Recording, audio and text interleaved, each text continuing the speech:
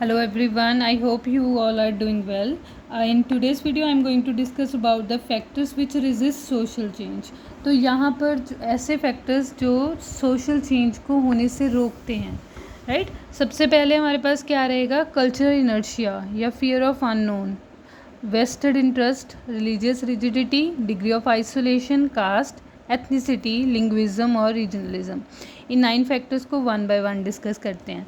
सबसे पहले cultural inertia. Cultural inertia क्या चीज़ है, जैसे हमने ये एक्सेप्ट कर लिया है कि ये पर्टिकुलर थिंग हमारे दादा परदादा के टाइम से चली आ रही है and it never goes to change.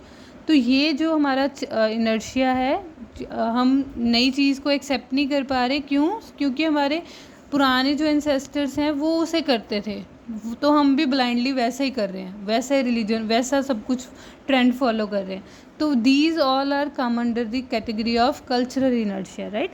तो यहाँ पर जो फोर फादर्स के टाइम से चली आ रही है वो सारे कस्टम्स, बिलीव्स, ट्रेडिशंस, वो सब कुछ ही फॉलो करना ब्लाइंडली, तो इससे हम बोलेंगे कल्चरल इनर्शिया की वजह से हम चेंज को रेजिस्ट कर रहे हैं।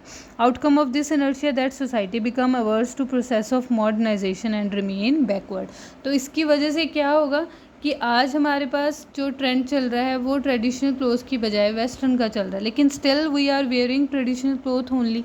तो इस वजह से कहीं ना कहीं जब हम कॉप अप नहीं कर पाएंगे उस चेंज के साथ, तो हमारी सोच को क्या करार कर दिया जाएगा, बैकवर्ड। तो even today when civilisation has reached an advance stage of development, there are certain areas where the social groups do not send their words to school. तो ऐसे भी कुछ एरियाज़ हैं जहाँ पर जो बहुत फुली डेवलप हो चुके हैं, जहाँ सोशल चेंज बहुत ज़्यादा हो चुका है, लेकिन सेम एंड पे ऐसे भी कुछ स्कूल्स हैं, कुछ एरियाज़ हैं जहाँ पेरेंट्स आज भी अपने बच्चों को स्कूल ही नहीं भेजते। तो वो चेंज कैसे एक्सेप्ट करेंगे। They still believe in educating children means spoiling them. जो आज भी यही भरोसा करते हैं कि बच्चों को पढ़ाना मतलब उनको ख़राब करना है। So they are so conservative that they refuse to accept even health care facilities as well. वो इतने ज़्यादा कंजर्वेटिव होते हैं कि वो हेल्थ केयर फैसिलिटी यानी कि डॉक्टर से भी कंसल्ट नहीं करते ड्यूरिंग देयर इलनेस और ड्यूरिंग देयर फेटल डिसीजेज। तो वो ट्राई करते हैं कि उन्हें वो पुराने तरीक़ों से ही ठीक कर लेंगे। उसके बाद नेक्स्ट हमारे पास क्या रहेगा, फियर ऑफ द अननोन। अभी हमें पता है कि हम कुछ भी नया ट्राई करते हैं और दैट इज़ नॉट श्योर कि वो हर बार ही सही होगा, मेरा किया हुआ एक्सपेरिमेंट फेल भी तो हो सकता है। तो उस वजह से कुछ लोग कभी ट्राई ही नहीं करते। तो ये सेकंड रीज़न हो सकता है सोशल चेंज ना होने देने का, कि हम उसको अपनी सोसाइटी के अंदर लेके आएंगे, अल्टीमेटली वो इतना ज़्यादा बेनिफिशियल ना हुआ और उसके बाद हमें उसे फेलियर या उसकी वजह से हमें प्रॉब्लम्स हुई। तो ये सारे कॉन्फ्लिक्ट्स की वजह से हम कभी अपनी सोसाइटी के अंदर कुछ नया ट्राई ही नहीं करते। तो ये भी एक चेंज है। This is the second factor which stands in the way of social change. Factor means social mind is always apprehensive for something new and different from the existing things.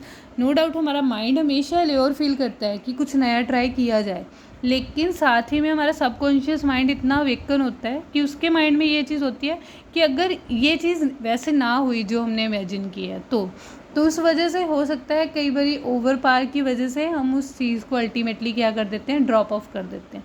हम उस idea को accept ही नहीं करते। Most of the people prefer to remain sticking to their traditional mode. They fear to try new things for the simple reason that they might be harmful for them, right? तो ये सब चीज़ें कहीं ना कहीं रोक देती हैं किसी सोशल चेंज, किसी अच्छे चेंज को होने के लिए। जैसे अगर हम मोबाइल फ़ोन्स की बात करें, अगर हम उन्हें पॉजिटिव वे में यूज़ करते हैं, they are beneficial for us, right. क्योंकि आज मोबाइल फ़ोन की वजह से ही हम पूरे ग्लोब के साथ कनेक्टेड फील करते हैं। तो इस तरह से अगर हम पॉजिटिव चेंज से देखें तो ठीक। अगर कोई कहे कि मैं अगर मोबाइल फ़ोन यूज़ करूँगा तो शायद मेरे ऑनलाइन बैंकिंग की वजह से मेरे सारे पैसे चोरी हो जाएं, तो ये सिर्फ हमें मोबाइल फ़ोन यूज़ करने से रोकने के लिए, ठीक। तो वेस्टेड इंटरेस्ट क्या होता है कि खुद का सेल्फिश मोटिव, कुछ भी चेंज लाने से पहले मैं सोच लूँ कि ये मेरे लिए फ़ायदेमंद है या नहीं, तो इससे हम बोलते हैं वेस्टेड इंटरेस्ट। कई बारी ये भी हमारे लिए हार्मफुल होता है। तो जैसे पॉलिटिकल पार्टीज़ हैं, उनका हमेशा फोकस रहता है कि लोग ब्लाइंडली उन्हें वोट करें। जैसे हमारे पेरेंट्स ने बोल दिया कि हमने इस पार्टी को वोट डालना है, राइट।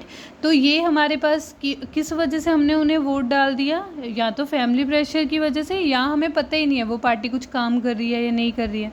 तो पॉलिटिकल पार्टीज़ क्या करती हैं, उनका फोकस हमेशा इसी बात पे रहता है कि अगर लोग ज़्यादा से ज़्यादा पढ़ने लग जाएंगे, एजुकेट हो जाएंगे, उनके पास नॉलेज होगी हमारे जुडिशरी सिस्टम की या हमारी गवर्नमेंट की, तो वो शायद से सोच के वोट डालें, तो शायद से वो हमें वोट ही ना करें। तो इस वजह से वो क्या करते हैं कि उन्हें ऐसे ऐसे कन्फ्लिक्ट्स में उलझाते हैं, so that they are not able to accept any kind of new change.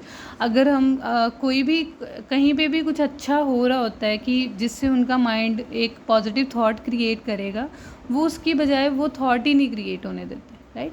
तो इससे हम बोलते हैं वेस्टेड इंटरेस्ट। तो ये कई बार हार्मफुल होता है सोशल चेंज के लिए। रिलीजियस रिजिडिटी, रिलीजियस रिजिडिटी क्या होती है कि ब्लाइंडली मेरे रिलीजन में ये चीज़ें मेंशन हैं तो मैं ब्लाइंडली बस ये ही फॉलो करने हैं, तो ये भी सोशल चेंज नहीं होने देता। So religious rigidity resist social change. Social groups believe in old religious tradition, oppose any change in religious bindings.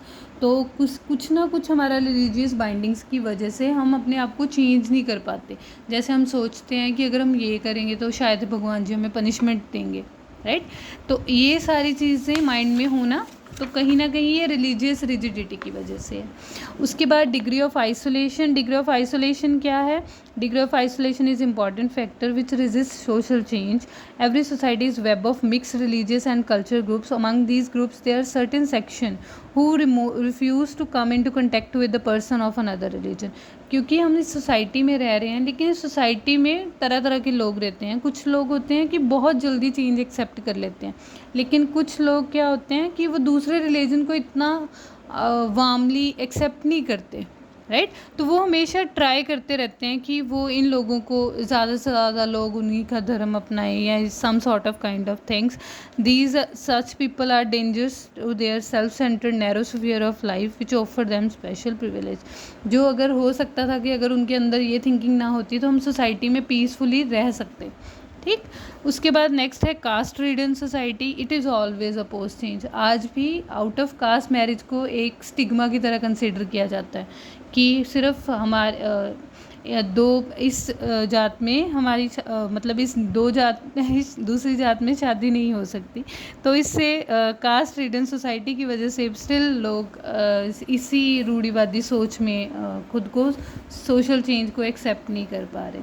Ethnicity to resist social change. Ethnic distribution has its advantages as well as disadvantages. There are some ethnic groups which look down upon those belonging to another group. कुछ ethnic groups आज भी ऐसे हैं जो superior खुद को consider करते हैं और दूसरे को inferior consider करते हैं। तो इस वजह से भी सोसाइटी वो they are always work against to so that under privilege society कहीं ग्रुप ऊपर ना आ जाए। तो उनका जो मोटिव है हमेशा उन्हें सप्रेस करने का ही होता है। तो ये this is ethnicity is another reason to bring any kind of social change. Linguism क्या है? वाइटल फैक्टर है which often resist social change. Linguistic minorities are always at disadvantage. Linguism cause social division which is harmful factor for the social change. उसके बाद regionalism क्या है? Regionalism resist social change. Regionalism give birth to narrow sentiment and disintegrate society. तो regionalism क्या है कि ये भी सोशल चेंज को रोकता है। रीजनलिज्म हमारी सोसाइटी को और छोटे छोटे टुकड़ों में क्या कर देता है? ब्रेक कर देता है। Such disintegration is harmful and resist the social change. तो ये 9 फैक्टर्स हैं जो रिस्पॉन्सिबल हैं resist for the change, social change. That's all about this video. Thank you so much.